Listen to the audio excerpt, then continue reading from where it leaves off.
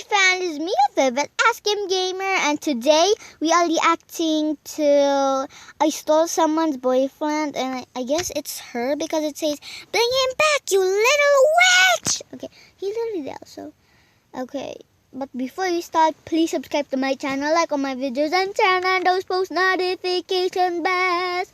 And let's get into the reaction video. This is also MSA, so yeah, okay. All my life, people have told me I must be magic. Hi everyone, I'm Tanya from San Francisco. Hi, Tanya. Please like and subscribe to hear my secret. I have a unique skill that makes me popular with almost everyone I meet. Ooh. When people come to me for advice, I'm able to help them achieve their goals.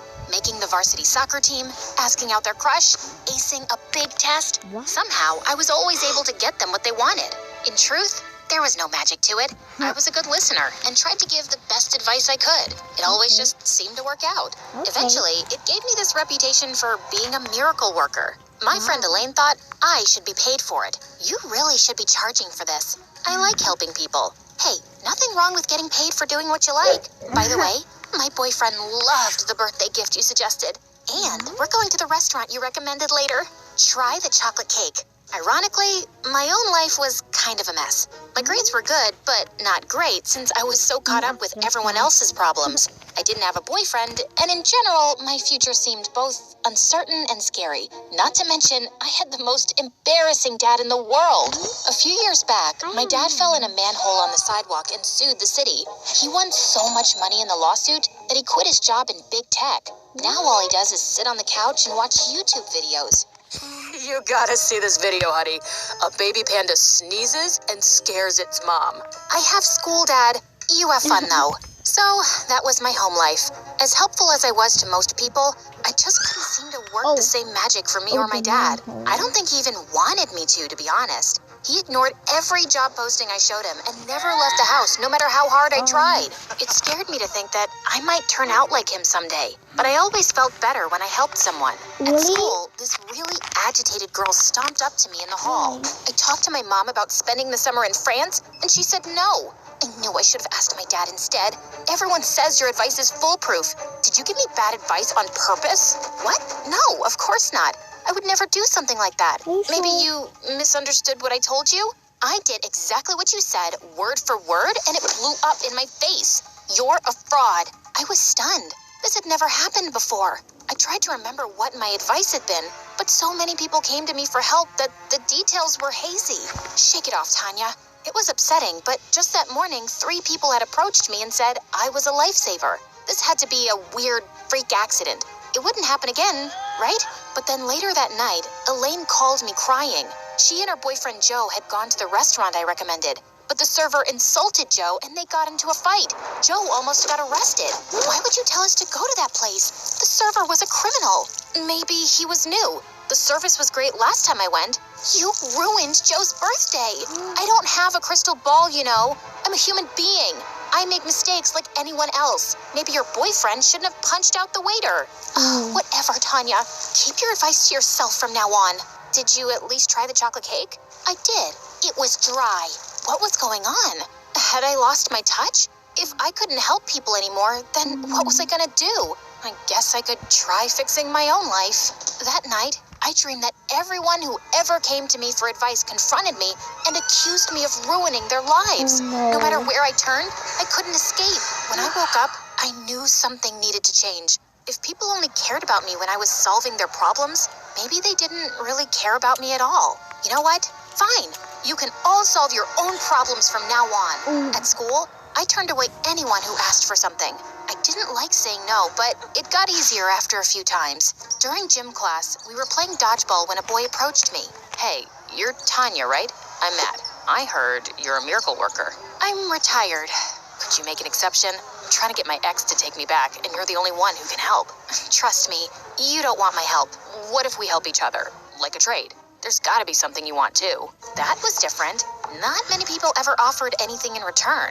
Not that I expected them to pay me back, but it was nice to be asked. Okay, here's a challenge for you. I want to figure out what my thing is. I spend so much time giving everyone else advice that I've never had a chance to figure out my own goals. If you can help me do that, then I'll help you get your ex back. Sounds like a deal to me. Matt and I met after school to get started. So, what do you think I should try first? Send her a dozen roses? Write her a song and play it outside her bedroom window? Do you want her to take you back or file a restraining order? Then what's your great idea? Why did you two break up anyway? She said I don't pay attention.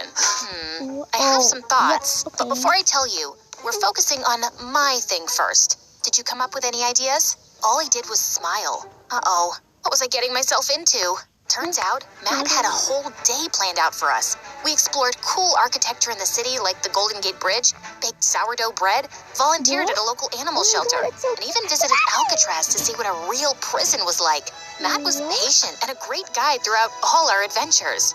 At the end of the day, we stopped at Pier 39 to grab some ice cream. I always loved seeing the sea lions flop around and bark at each other out on the bay. So, what do you think? Architect, baker, veterinarian, prison guard? To be honest, I really don't see any of those things being my career. I had a lot of fun, though. Good. I've got more planned for tomorrow. What about your ex? She can wait. Hold on a second. Was someone prioritizing my problems over their own? I could get used to this. The next day, we did it all over again. Except this time with brand new activities. We tried photography, fitness classes, and went on a ride-along in a police car. Nothing yet? No. I mean, I'm still having a good time, but I can't picture myself doing any of those things for the rest of my life. Maybe I'm being too picky. Hey, you gotta choose what's right for you. This is everything I had planned, but I can definitely come up with more. You've done a lot already. Let's work on your goal for now. I want you to write a letter to your ex tonight, and tomorrow we'll go over it together. You're giving me homework? You'll survive. The next day, Matt shared his letter with me, and I read it during lunch period. Well, what do you think? This is all about your feelings, your memories, your regrets. There's almost nothing about her. This could be about any girl. I worked really hard on that. You said yourself that she thinks you don't pay attention. This letter doesn't really prove otherwise. What do you like about her? Is she smart, empathetic? Does she tell funny stories? Matt had to think about it. I didn't understand why he found it so difficult. She's a good big sister, and I like how she sings along to every song on the radio, even when she doesn't know the words. That's more like it. Matt revised the letter. I hid around the corner and watched while he approached his ex to give it to her. She looked surprised, but seemed to appreciate the gesture. Finally, progress. More people came up to me that day to ask for help, but I kept turning them down. I even had to say no to a teacher. A football player got really mad when I refused to help him. We all know you're not really retired. I saw you help that Matt kid. Guess you only help guys you like. Excuse me? Who did this jerk think he was? It's not like that. Matt and I are helping each other. So if I take you on a date, you'll help me too? Suddenly, Matt appeared and shoved the football player into a locker. See what your you have to be kidding me. Oh my god, you do that. You'll help me too? Okay. Suddenly, Matt appeared and shoved the football player into a locker. Speaking of your little boyfriend, I'm not her boyfriend. Apologize to her. Just then, I noticed Matt's ex. She looked at me like I'd stolen her boyfriend or something. I didn't stick around to see what happened next. I needed to get away. I'd never been so embarrassed in my life. Everything was such a mess. My recent advice had all backfired. Matt wasn't any closer to getting his ex back.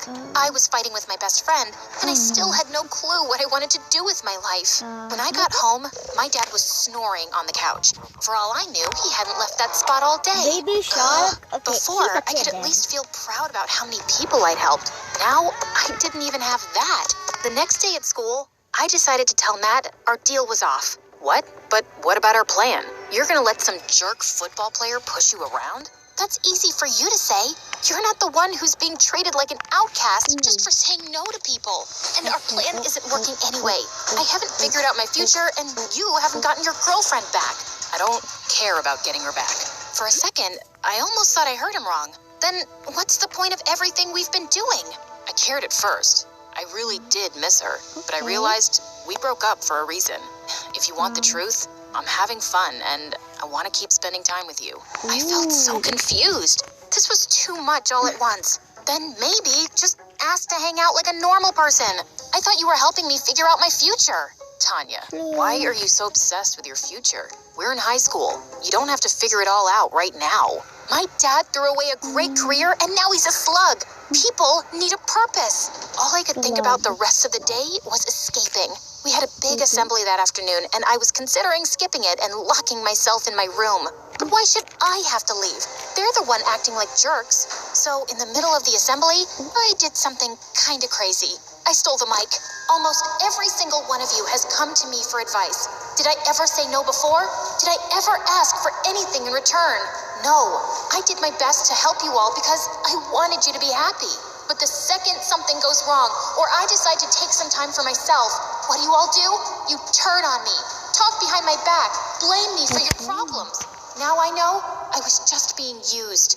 I handed the mic back to the teacher, and she awkwardly cued the cheerleaders to begin their performance. After school, the doorbell rang a bunch of times. I snapped at my dad while I stomped to the door. Don't get up. I'll get it. Honey, you have to see this. A baby tiger pounces and scares the heck out of his mom. Dad, those videos are super old. I opened the door and was surprised to find Elaine on the front steps. She was holding a chocolate cake as a peace offering. It was such a relief to see a friend that I almost cried. We ate chocolate cake on my bed and caught up. I'm sorry. It was totally unfair of me to act like what happened was your fault. All you've ever done is try to help me. And advice should be a two-way street. I hope you know you can come to me when you're struggling too. Want to see a video of a baby tiger? Maybe I didn't need to run away. I felt stronger with Elaine in my corner.